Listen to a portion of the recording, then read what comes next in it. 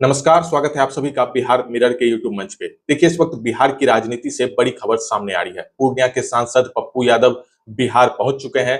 वो सत्र के दौरान दिल्ली में मौजूद थे, लेकिन एक दिवसीय दौरे पे कहा जा रहा है कि वो आए हुए हैं और लगातार पप्पू यादव आने के साथ ही एक्शन मूड में देख रहे हैं, जनता से मिल रहे हैं, संवाद कर रहे हैं। लेकिन इसी बीच सियासी गलियारे से एक बड़ी खबर भी सामने आई। देखिए, पूर्णिया के रुपोली में ही उपचुनाव चल रहा है और आरजेडी ने एक बार फिर से बीमा भारती पे भरोसा जताया है। बीमा भारती आरजेडी की तरफ से कैंडिडेट हैं। उपचुनाव की तैयारी जोरों शोरों से चल रही है। 10 जुलाई को मतदान होना है। ऐसे में बीमा भारती लगातार ये प्रयास कर रही है कि जो पप्पू यादव का समर्थन है वो उनको मिले, क्योंकि देखिए एक ही खेमे में है।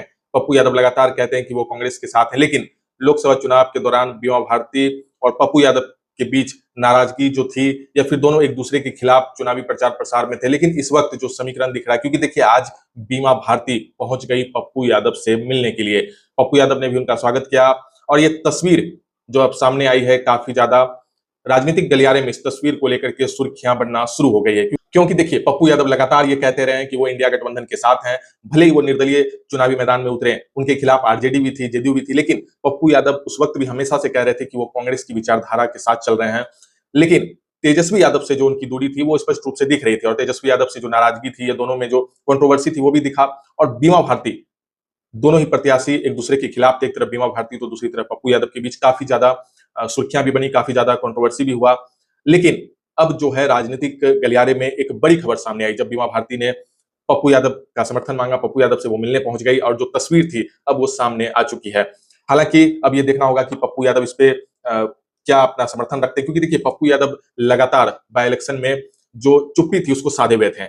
वो स्पष्ट होकर के खुल करके अपना समर्थन किसी के पक्ष में नहीं रख रहे थे। लेकिन ऐसे में जब वो पूर्णिया पहुंचे तो एक बार फिर से सियासी हलचल जो है वो काफी ज्यादा बढ़ गई है। अब देखना होगा कि पप्पू यादव क्या स्पष्ट करते हैं, बीमा भारती के साथ जाते हैं, उनका समर्थन करते हैं, या फिर पप्पू यादव कोई और निर्णय लेते हैं। ये तो देखने वाली बात होगी। लेकिन जिस तरह से बीमा भारती और पप्पू यादव की तस्वीर सामने आई है, इससे स्पष्ट रूप से अब लग रहा है कि पप्पू यादव कहीं ना कहीं एक खेमे में है, तो निश्चित रूप से बीमा भारती के साथ आ सकते हैं और उसका एक अच्छा खासा बेनिफिट भी बीमा भारती को देखने मिलेगा। देखिए, इसी बीच पप्पू यादव ने कई और बातों का भी जिक्र किया। जब वो पूर्णिया पहुंचे, किशनगंज भी गए थे, तो लगातार पप्पू यादव जो है बयानों का जो दौर है, जो सिलसिला है वो जारी है। पप्पू यादव ने कहा कि जो सीमांचल का क्षेत्र है उसके साथ जो सौतेला व्यवहार है वो नहीं किया जाना चाहिए। अगर इस तरह से ही चलता रहा तो जिस तरह से उत्तर प्रदेश में 3 स्टेट बनाने की बात कही जा रही है, उसी तरह से एक वक्त में ऐसा भी होगा कि सीमांचल को भी अलग राज्य बनाने की मांग उठने लगेगी। तो उस वक्त फिर सीमांचल के साथ वो होंगे, सीमांचल के मुद्दों के साथ रहेंगे। तो इसीलिए जो सौतेला व्यवहार है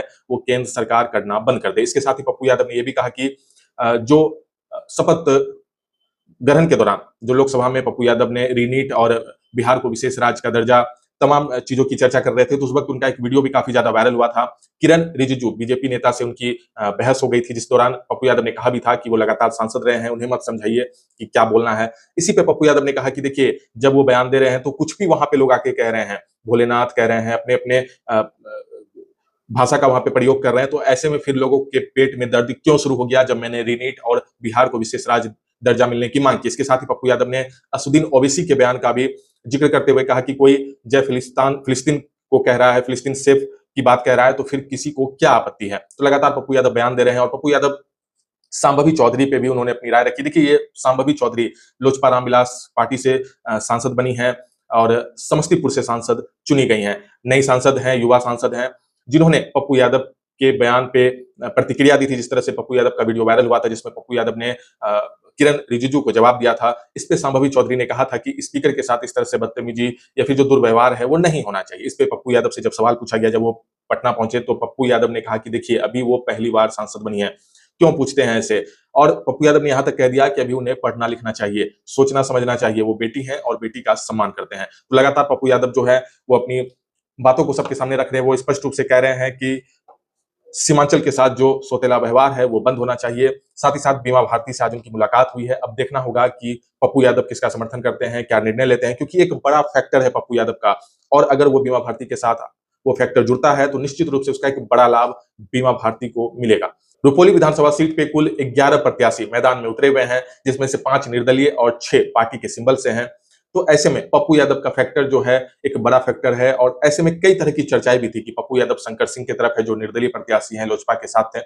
और इस तरह की भी खबरें हैं कि पप्पू यादव बीमा भारती का भी साथ दे सकते हैं, क्योंकि पप्पू यादव ने खुल करके अभी अपने तरफ से कुछ भी स्पष्ट नहीं किया, बस चर्चाओं का बाजार चल रहा है। क्योंकि देखिए, पप्पू यादव का एक अच्छा खासा फैक्टर रहा है पूर्णिया में, एक अच्छा खासा प्रभाव है, तो निश्चित रूप से बीमा भारती ये कोशिश में लगी हुई है कि उनका साथ जो है वो बीमा भारती को मिले, और उसका एक अच्छा खासा बेनिफिट भी जो चुनावी नैया है बीमा भारती की वो पार हो सके। तो देखिए, लगातार पप्पू यादव जो है बिहार पहुंचे हुए हैं, और लगातार जो है सरकार पे तंज भी कस रहे हैं। पप्पू यादव ने पुल गिरने का जो मामला इन दिनों बिहार में काफी ज्यादा चर्चा में, लगातार 5 पुल बिहार में गिरने की खबर आई, जिसपे जीतन राम मांझी जो एमएसएमई के मंत्रालय को देख रहे हैं, जीतन राम मांझी ने यहां तक कह दिया कि लग रहा है कोई षड्यंत्र है, जिस तरह से पुल गिरने का सिलसिला चल रहा है। 2 महीने पहले तक तो पुल नहीं गिर रहा था, लेकिन लग रहा है कि कोई साजिश के तहत पुल को गिरा रहा है।